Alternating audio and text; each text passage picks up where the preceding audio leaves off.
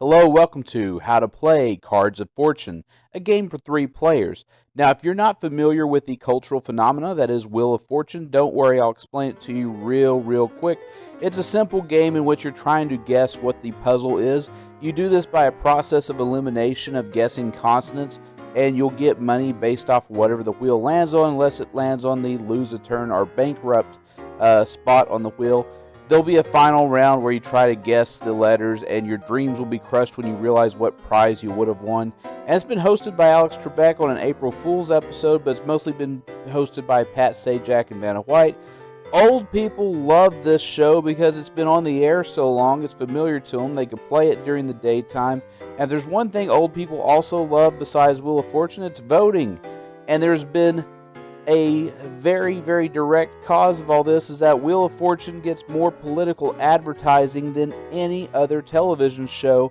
So if you're watching this during an election year, you're going to be targeted with a political ad that is running in that region that you're in.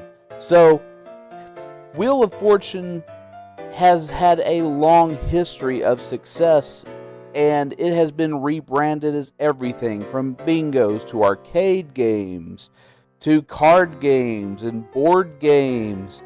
There's plenty of opportunity to play this game at home, and of course it's been put into video games and even had their own little wheels. And besides every genre of video game, and there's even a new card game, has been featured in pinball machines. Anywhere and everywhere Wheel of Fortune is commercialized and sold, it's a reoccurring video game. No matter what the platform is, there will be a Wheel of Fortune video game. It's even a ticket machine and a slot machine. It's everywhere, and it's been that way for a long time. So you have plenty of opportunities to play this game, and it is very language dependent, and other parts of the world have mimicked this show and copied it, whether licensed or not. And so it is very language dependent. And so you're not really going to be able to play this with an international audience. So I'm thinking, what if we came up with a Wheel of Fortune concept that was not language dependent? What if we could do something that was international, something known, and it wasn't necessarily guessing words by guessing consonants and spinning the wheel? So this game is going to be perfect for sleepovers, which you're teaching children how to be a referee, because you can have 4 people, 1 could be the host, 3 could be players. You'll need a standard deck of cards. You'll need 2 dice of 2 different colors. You'll need a cribbage board. Now this is optional, just helps with scoring. And everybody needs a piece of paper and something to write with to gather context clues. And it's helpful to have some card holders. So the steps of play, players are going to roll dice, they're going to pick an opponent, they're going to ask them, do you have this rank of cards similar to Go Fish? If the rank is correct, the opponent will say how many they have. If not, they'll lose their turn and they'll go to the next player. But if they are correct, they'll then guess a suit. So, hey, do you have any aces? Yeah, I have 3 aces. So, do you have the ace of hearts? Yeah, I do. And if they do have it, they'll reveal it. If not, your turn ends. So, after you're done, and anytime you roll doubles, you'll lose a turn. Now, optionally, if you want to include bankruptcy in this points gathering, you can maybe say snake eyes or whatever other specific combination you want.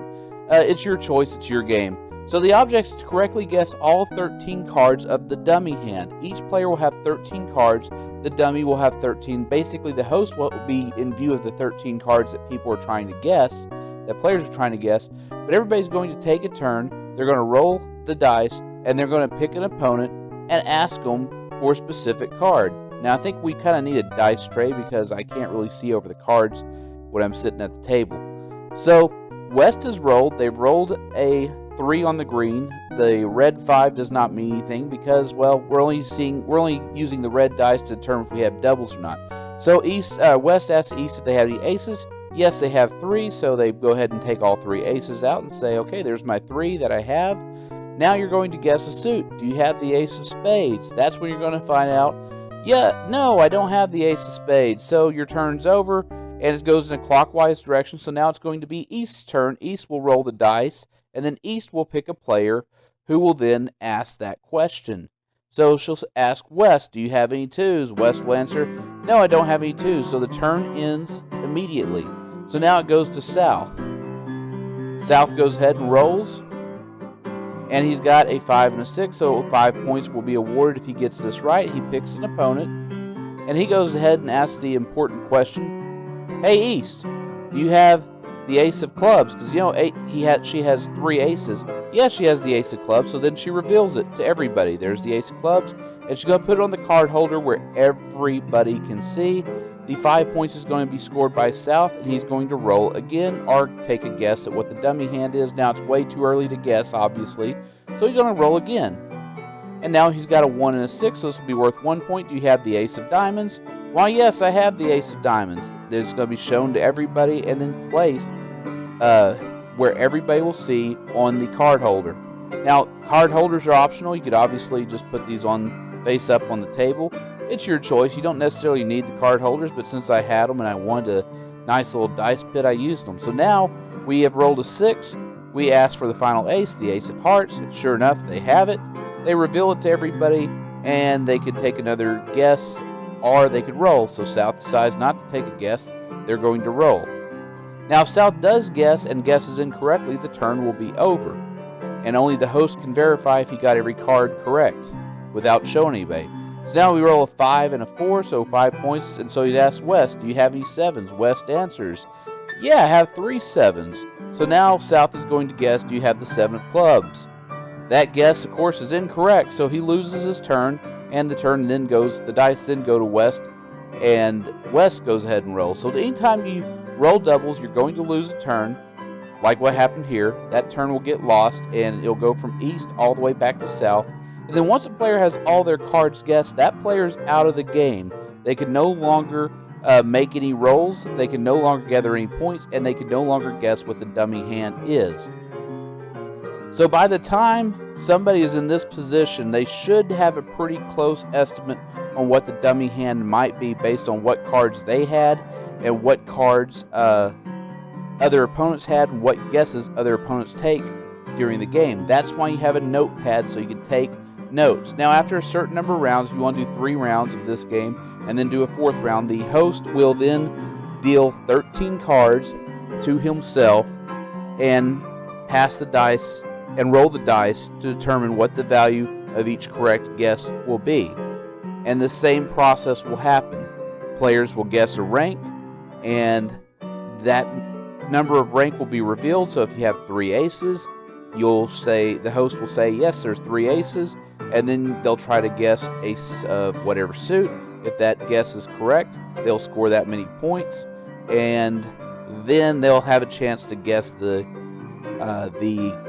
dummy hand. If their guess is incorrect or they don't make one at all, they can choose to pass. It'll go on to the next player until all the cards have been guessed. And at that point, that bonus round will end. Whoever has that highest score will win the bonus round game. And whoever wins the most number of rounds or has the most accumulated points that has won the round, that's who'll win the game. Just like Wheel of Fortune, there's no buying vows, nothing like that. You just guess a card, and it's revealed to you if it's correct. And if it's not correct, you lose your turn. Very simple game, very easy to do. Great for building deductive reasoning skills, learning to take notes, learning to notice, learning to strategize via notes. This is one of those games that's going to do a lot of good. So in this case, when we roll the dice, we'll count both dice this time in the bonus round. So it'll be, each guess will be worth 8 points, and each player will then have a chance to guess.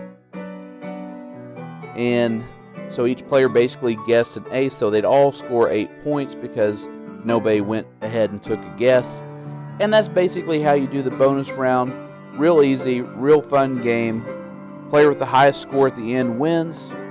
And if you actually want to play this game in public, come to our subreddit, Card Game Meetups, join, and tell us what city you're in, what games you know, what games you want to learn, what games you want to teach. Eventually, we will have enough people on there that we will have a public card game meetup. Also, check out the Discord channel. We talk about card games all day, every day. It's in the description. Go ahead and click on it, and I'll see you. And I wanted to thank today's musician, Leo the Tiger, as well as Maestro Piano Man. I used his music last video, but I really didn't turn the volume up high enough, so I used it again here.